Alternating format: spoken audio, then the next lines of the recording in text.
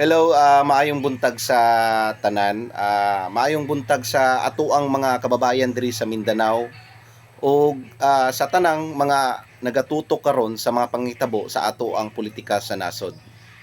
So gahapon nisampa na gyud og impeachment complaint ang Akbayan Party List sa Kongreso batok sa atuang Vice Presidente na si Sara Duterte. So kini gipangunahan sa grupo nila former Senador Laila de Lima ug ang uban pang mga opisyales ug mga membro sa simbahan kauban ang mga madre ug pare. Ug ang nasambit na complaint kargado kini og 17 ka signatories og 5 ka grounds og bugat na mga reklamo laban kay BP Sara. So karon mohatag lang ko og pipila ka reaksyon sa maong kalihukan batok sa ato ang BP na si Sara Duterte. So sa pipila ka bulan na sige og hearing sa Kongreso, may hitungod aning issue sa confidential funds ni BP Sara. Kay hibalo man siguro ang tanan na ang tumong niining mga hiringa is politika. Ug ang end game jud aning kalihukan ni Romualdez patalsikon si BP Sara sa pagka-vice presidente ug tanggalan kini og tsansa sa eleksyon 2028 sa pagka-presidente. So obvious kaayo ug syempre obvious kaayo na kining mga aksyon sa Kongreso sa ako ang paglantaw dili lang kini usa ka tawo ang nasa likod niini mga kalihukan. Dili lang usa ka tawo o grupo sa atoang gobyerno o uban pang mga sektor ang nagaplano niining tanan.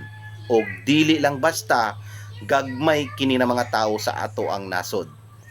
It's either grupo kini sa mga oligarchs, mga politiko, mga gamhanan ug mga gahaman sa politika.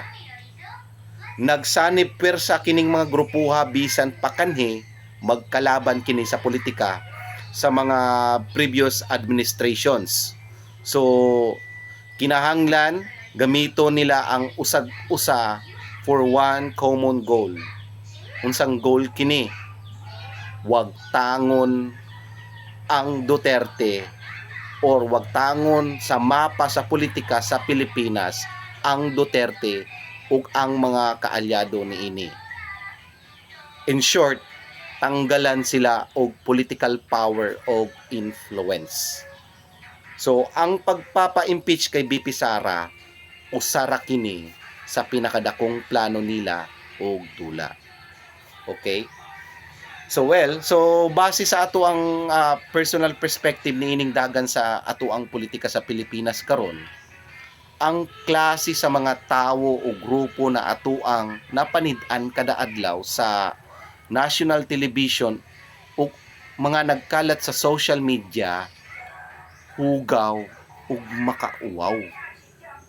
Lakip na pud ning ubang mainstream medias na obvious kaayo ang pagkabayas. So of course, tanang tools gamiton jud sa mga grupo na ni sa politika para lang matuman ang ilahang mga pangkaugalingon ug dulom na plano. There is no such for the people in this kind of politics. Politics for such group of politicians are only for their own self-interest and political career. Kaya nga naman, tungod sa power o kwarta.